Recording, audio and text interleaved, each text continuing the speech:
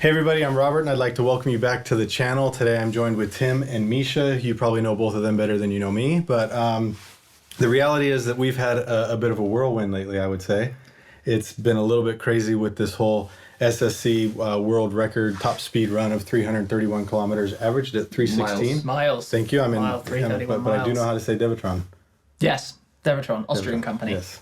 But no, it's been quite a wild ride actually, and some people have made a lot of arguments against the videos and the claims or verifications that we've made against this potential speed run. And I think today we might talk about a few of those arguments and these claims and maybe bring some new information to the table. Mm-hmm. For me, you guys will go back and see that I just recently did a video about what influencing is today and what I expect of influencers in the market. And for me, it was actually quite interesting working with Tim and Misha on this the last couple of days because this is very far outside the realm of what they would normally do. Tim is a big leap for Tim. Misha, I have some experience with Misha's all about throwing something under a bus. But but in terms of working with automotive manufacturers and having a reputation in the car community, the last thing you want to do is go make claims such as this and not feel like you're actually sitting on a solid foundation because it could make or break your career. Absolutely. Mm-hmm. And so we can't just be sitting here throwing stuff out and saying, you know what, look at the shadows in the sky don't match up with what I think they should be. This must be fake. You have to come with very hard evidence and you have to come with a very good case before you sit down and think, wow, I'm going to make this and feel good about it. So I think what we'll do is chat a little bit about this. I'll tell you guys about my day with some information I've gotten. But first of all, maybe Tim, why don't you tell us a little bit about your position? Why would you make this video? What's your motive? And what your thoughts are on it. Yeah, it seems crazy that it was only a couple of days ago, really, that this surfaced. And even today, new information just constantly arriving with us. It's an interesting one for me because, as you guys know, the intention was never to cause damage or to say, to incorrectly call something out effect. It was to ask questions, to say, why doesn't this make sense? And we did so much research and looking into it before I even posted anything. Before my first video on this topic, we tried to reach out to everybody to get anything to understand. Make it click to us. Because it wasn't hey, we're trying to start a conspiracy theory. It was, what are we missing? Right. Why does this not make sense? And I've always looked very analytically even at the videos I make. I used to work in finance. I used to this numbers and things for me and calculating distances. You're old school car spotter. You're like looking at trends of where do cars move through London just so that you can get to them. Well, that's how my channel started. I was cycling around London, working out how to catch up with cars at the next traffic light. No joke. That's the thing. And it's a story quite close because I've been around so many of these cars. I met with the team from SSC at Quail last year when the car was there. I filmed the Charoudin 300 Plus when it had the record. I filmed the Agera RS that had the record. The two-way record. It's a very close to home topic. So it's this whole interesting discovery, to try and understand it, to try and what's going on. Yeah, it's very complicated. Now, Misha, what's your take on it as a whole? I mean, obviously, we're jumping in. We're going to get to some new data in a minute, but you've been along with the last 4 or 5 days of research. Oh man, yeah, exactly. I think the most important thing is what you say. The intention was never to hurt a company or anyone related to that company. It was just like asking questions. And you guys were sitting there till 2 a.m. in the morning, the next day to 5 a.m. in the morning, calling all kinds of engineers from car manufacturers because you have a big contact field and just verifying data. Like, guys, is this technically possible? Like, is this possible? And what a lot of people need to realize is, unfortunately, after contacting all of these people, and even as Tim might explain in a minute, even people at SSC, we never felt like this could be possible. Mm-hmm. At the end of it. It's one of those, if there was one question, you would still want to find out why you had that question, but you might just let it go. Right. Mm-hmm. The problem here is the more you find out, we were initially literally adding up, counting medians, the least technical thing ever, then counting lines, still pretty technical. Right. Mm-hmm. Then we get into the questions around tires and all of that. Then we get into the questions around gearbox and the mechanics. And as I said in my first video, I didn't want to go into too much detail about this because I'm not an engineer. I don't have that that background of information of it, and I was trying to learn overnight probably what takes 3 or 4 years of a university degree to learn or something. But we knew enough and we had enough contacts, like you say, to ask other people. And what happens is for us, what one thing that's very important is that we have thousands and thousands of laps on the Nürburgring and experience around the Nürburgring, and the Nürburgring is solely based on how long does it take to get around it. That's what we talk about all the time. Yeah. That's what our business is, and so distance over time is something that we kind of understand. Yeah. Okay. And so when we see something that doesn't work, we start to raise questions and we start to ask questions. One of the biggest arguments against our entire case was the data. You need to look at the data. Forget the video. Somebody actually said to me, don't look at the video, look at the data. Look, the two need to go together. We need to look at the data. We need to look at the video. A couple things happened yesterday, right? Was SSC made a public, for immediate release, public announcement, Dewetron validates SSC Tuatara record top speed. They basically go through and talk about Dewetron being a globally respected measurement manufacturer, and they put quotes up. Dewetron hardware is based on the latest ADC technology, blah, blah, blah. Our planning process for the record was extensive and required through validation to ensure everything was captured accurately and legitimately. That's a quote that was set by Jared Shelby, and it was backed by Dewetron measuring systems, okay? In yesterday's press release. Now, mind you, this was a press release on SSC. It is not a press release on Dewetron's accounts, right? So we can roll into what my morning was. I said, well, I'm just going to reach out to Dewetron. Yeah. I'm going to ask them if I said, hey, we're working to validate the SSC record runs. Are you able to verify that you have reviewed the parameters in the test and are able to confirm its accuracy? I go on with some more cordial thank yous and whatnot. Dear Robert, thank you for your message. We, Dewetron, can ensure that our measurement technology meets the highest demands and complies with its international norms and standards. Okay, this sounds like they're going to tell me how good their systems are and it's accurate. However, we neither take any responsible for the parameters shown in the video above nor for their accuracy. Dewetron did not have the opportunity to analyze, measure, or confirm the accuracy. Therefore, Dewetron has not made a public statement. So this is what their response to me was. About 4 hours after this comment and discussion, Dewetron took the same statement and actually posted it in the Top Gear YouTube video. So what you have now is you've got a company that made a claim, posted a press release, and now you've got Dewetron actually distancing themselves from this press release.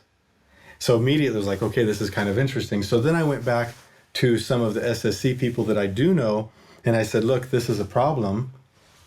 Can you tell me where this is incorrect? And I was told that person doesn't necessarily know what they're talking about. Their chief of, I'll tell you who it was, their chief product officer, Mr. Wiedner, was the point of contact, and he's the one that validated this. And that's what that's what was going around the SSC community, was that the chief product officer for Dewetron actually verified this for SSC. Now, I asked Dewetron directly. I said, I'm told the chief product officer from Dewetron has verified the data. Mr. Wiedner, would you be able to confirm this statement? Dear Robert, we will publish the official press release soon. SSC mentioned that we would have verified the data, but in fact we didn't. They cited Mr. Wiedner without being in contact with him in advance. So I don't confirm that his statement is accurate. And that is the end of my communication directly with Dewetron on this matter. So what you have is a statement from SSC that says, here's a press release. We have support from Dewetron. We have media groups, Motor Trend maybe, saying, dumb YouTube. Literally. Dumb YouTube. Look at the data. Ignore the video, look at the data. They even mentioned Dewetron as being a key player in the global GPS market, or global positioning market, right? Yeah, the tracking. And then all of a sudden, this company starts to distance themselves from the entire SSC run. And then today came the final bombshell. Well, because I was going to say, before even getting to the final bombshell, at any stage during this, the data could be shared and analyzed data instantly. This type of data, if they would have released it in an open format, it could have been verified in an hour. even under signed NDA or anything. It could have been verified in an hour by other companies, by anybody, by YouTube sleuths. It could have been verified in an hour, but we're at, how many days in are we now? I can't even count because we've been awake the whole time. But we're X number of days in, and it still hasn't even been released. And that only makes you think the whole way, this doesn't exist, because if I'm a company and I'm being questioned and I have the data, it's going on the internet. Yeah. Take it, run with it, do what you need to do. This data can be verified. It's running 15 satellites. You can't fake 15 satellite data. Not this quickly. Not this quickly. With matching video. So Yeah. what you need is you need to, as a company that's in a tight spot, you need to immediately react. You need to put your data out there, and you need to put it out.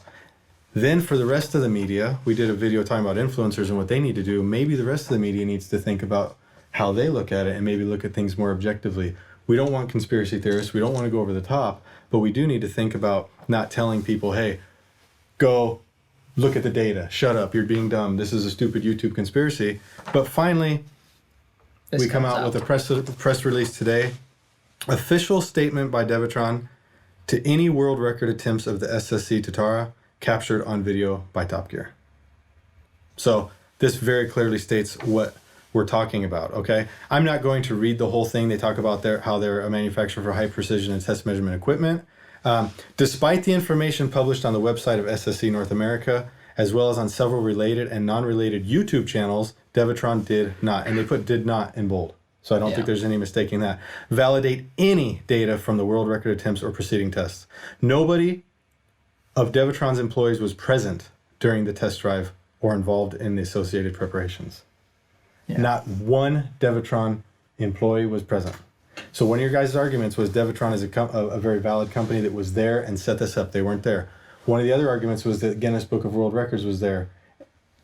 And you guys need to understand, if Guinness was there, it must be accurate. Nobody from Guinness was there. No. So we now have nobody from Guinness, we have nobody from Dewetron, and we have a statement from Dewetron stating that this did not happen. Now, you need to think about something, and that is that nobody from Dewetron's employees was present during the test, drive, or involved in the associated preparations. This is where it gets really interesting. Since the results of measurements, data highly rely on the right setup, on the regular calibration of the systems and sensors in use, as well as many of the other parameters, we are not able to guarantee the accuracy or correctness of the outcome. And what that means is they will never be able to guarantee it because they were not present to make sure that it was set up or calibrated correctly. You will never see Dewetron validate or verify this top speed run because they weren't there to set it up, and they are a reputable company, just as you guys have been telling us, and they're not going to put their neck on the line to validate something that they didn't oversee. Mm-hmm. Unless there's something we don't yet know. But it doesn't seem very likely. Doesn't seem very likely. So, along the way, we've all been collectively talking about giving the benefit of the doubt and hoping that something's wrong, but every day, every new bit of information that comes out, it goes one step further back. There hasn't been one bit of information that's come to me that's made me think, wow, maybe I'm wrong. I need to go a step back. It's kind of crazy how it was the initial instinct, but I've heard a lot of people say, similarly, something didn't feel correct about it. But it was so much hype. And I mean, we're not saying at this stage that it didn't happen. This is an immensely powerful car. Think about the hype. What would have happened if either of you two were there? What would you have done? Well, this is one of the crazy things for me. You guys know, and I did mention it in my video as well, but I'm close with numerous of the people involved in this event, even to Ollie Webb, the driver. He's a good friend. And I was invited in a non-COVID world to have gone out to Nevada, and I would have been there. Right. Unfortunately, at the moment, you have the whole quarantines going back and forth, so it's not possible.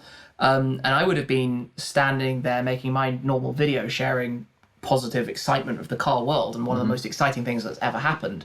And I imagine, if you're standing there at the scene, you hear the data and you hear the numbers, you hear the telemetry, you hear the excitement, 331 miles per hour.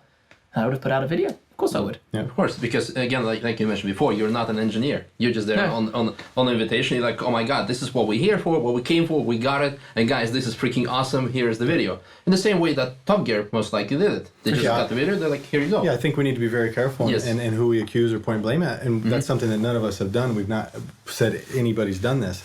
This says right here that GPS systems, measurement systems, rely highly on the right setup and on regular calibration. Well, that could mean that they just didn't have the right setup and they didn't have it calibrated correctly, and that's why their numbers are off. And everybody involved thought this was accurate. That's the crazy Everybody thing. involved could think that this is accurate, and SSC might not be pulling the wool over the eyes. The CEO, the driver might not have had a clue. I'm sorry, I've not gone 330 miles an hour before. I have gone over the crest at Schradenkreuz at 200 and come over the other side with a downpour of rain. I have had that happen before, miles an hour, right? And I understand that anything out of the ordinary makes you feel like you're going a hell of a lot faster than you are. If you're doing 280 and you have a crosswind, you're holding on because everyone says that look at him, he's just sitting there. If you drive that fast in a car, you can't fight the steering wheel. At that speed, your inputs in the steering wheel, the most simple input will move the car a tremendous amount. So when you see a crosswind come and the car pushes over, he has to so delicately bring it back, because if he overshoots, he's shooting off the track when that crosswind stops. And there's one actually really interesting point about this, because I had a lot of people say they had read the statement from the time that Ollie had talked about how he had experienced this, but that, you couldn't see it in the Top Gear video, so that can't be the final run, maybe it's a different video. Under the acceleration at about, I think it's between 250 and 260 miles per hour, it's very hard to see because you're not looking at hands doing this. But the car does actually, if you edit the video and turn down the exposure, it does go to the rumble strips on the left and then back in again, and that is on the published video, which obviously corroborates with the story of being the record run. And if that happens to you at 250, 270 miles an hour, it's terrifying. Even if it's you're not going to know the difference between 330 and 280 with the wind. You're just not going to notice it, right? And so there's a very good chance that nobody involved in this knew about it. There's also a chance that somebody did. Look at Volkswagen. Who knows? You know what I mean? Yeah. There's so many things in this world we can't explain, we can't justify. But again, we want to continue giving benefit of the doubt, and we want to continue saying, we don't want to say that anybody faked this or anything like that. But this right here, all but verifies that this can't stand as a record because there's no measurement data unless all of a sudden a second GPS module pops up. Maybe VBox was in it and they didn't say anything, but we know that. The other statement that just came out was that Dewetron also has verified that they were not a part of 4 of the last 5 record attempts. They were only part of 1, right? Well, I don't think we know the exact number, but the same statement, press release from SSC yesterday, did state that Dewetron had been part of 4 of the last 5 record attempts, which we knew didn't include the Koenigsegg run, but we were struggling to find extra information about that until Dewetron have now confirmed that they in fact did not. They didn't. Yeah. What do you think about this, Misha? Because this is kind of your world. Working for Rimac, working for Audi. Tim does a lot of stuff working. We're doing promotional stuff when a new car comes out and sharing it with people. But you're actually doing stuff on the inside, if you would. Yeah. Right. So what's your take on this? What does this do to the market? Oh, dude! Like, where do I even start? What does it do to the market? So, first of all, now every car company that will be doing such record run, it will be questioned. Because once someone does something, again, you mentioned Volkswagen, I didn't want to go there. But now, like even the BMW and Mercedes, also like in car brands that were not part of Volkswagen Audi group, now you have the WOTP, you have OPF filter. You have such a paradigm shift that now with everything with like record related, lap record related, sometimes for the good, because you will have actually strict measures and people would verify the data. So for that regard, I hope that it will inspire people to use their critical thinking and not just assume that you can just do whatever you want. Right. It is very important to know that today we have videos. If this happened, I was talking with somebody within SCC and we said yesterday, if this happened 15 years ago, we would have been like, wow, we got a world record. This came down for me, and I think I make no secret of it. I obviously was reading other sources, some people who were investigating into this. I even talked about this in my video, the head-to-head comparison video that I shared snippets of. It's because from sitting at home these days, the power and the tools that you have access to, Google, this is basically Google Maps. It is. Google Maps has been the and even the calculations, even if it's something simple like a miles and seconds into a speed. Nowadays, you just go to a website, dink, done. Punch it in, you're done. You don't have to actually calculate anything. And the access to these tools just means that people can critique anything. Right. And I saw some stories, and it's funny now thinking about it because this was 4 or 5 days ago. But the first people questioning, it was very easy to say, oh, they're just Koenigsegg fanboys who are feeling cheated because they've lost their record. And I think I certainly dismissed it at first, like everyone else did.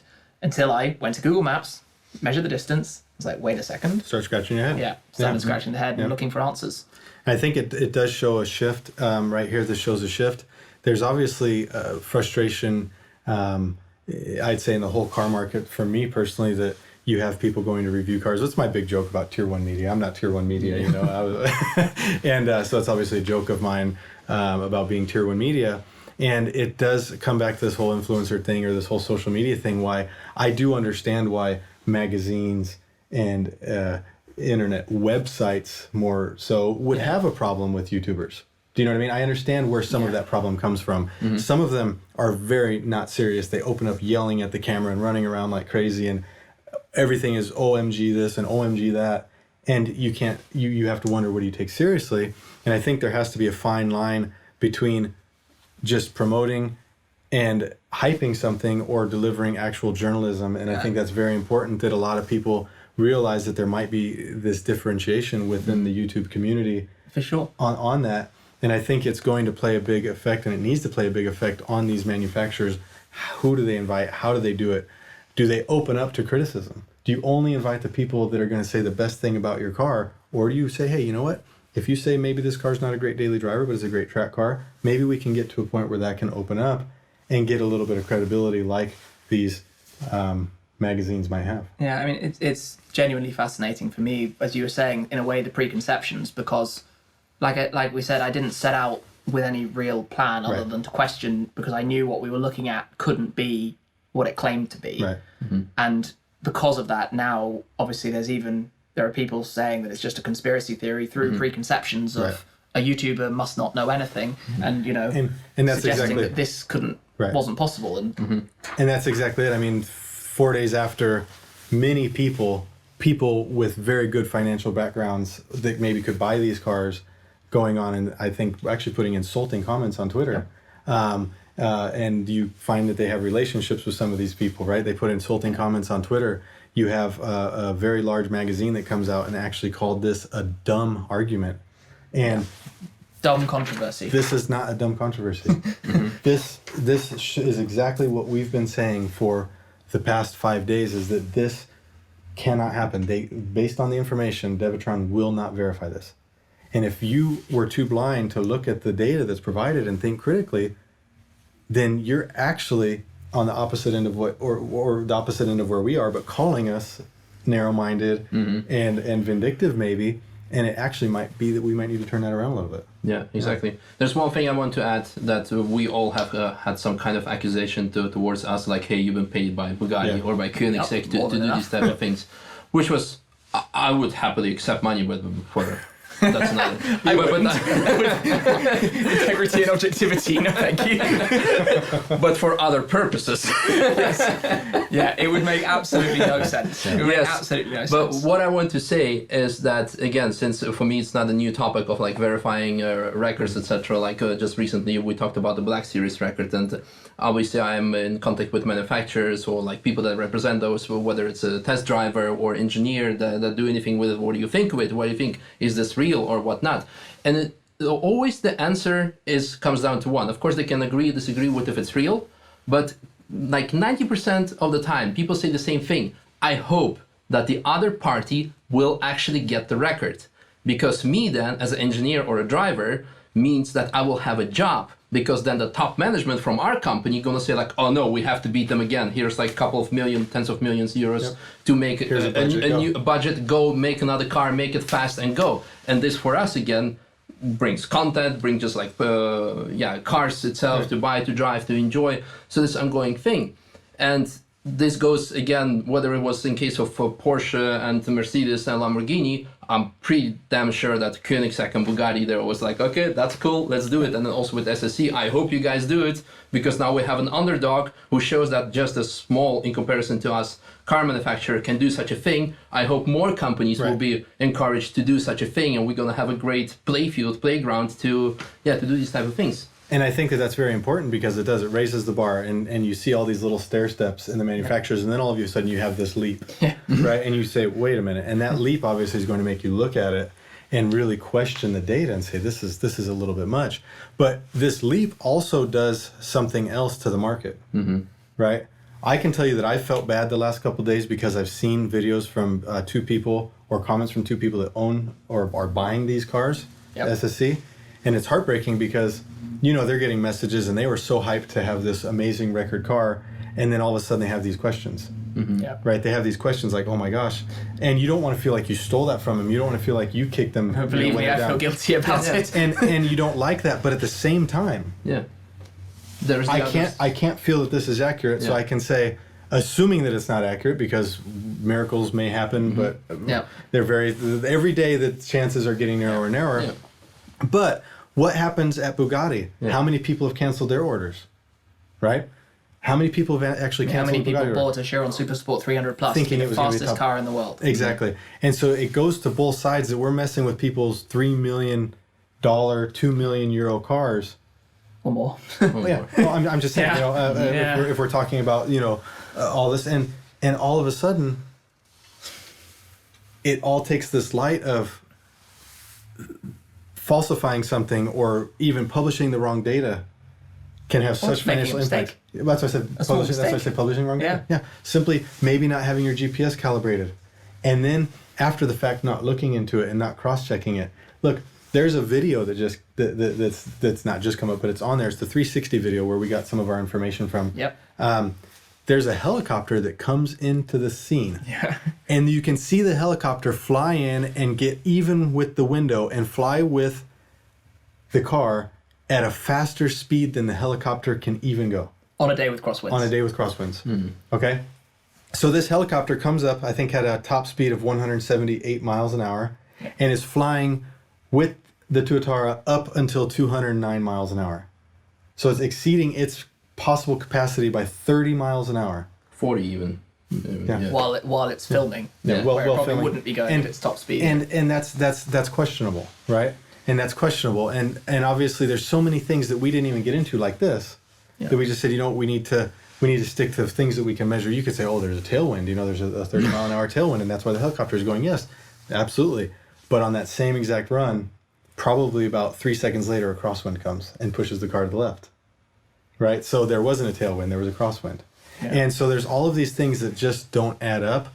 And I think now at this point, it's SSC's duty to simply come out and say, look, our systems obviously weren't calibrated.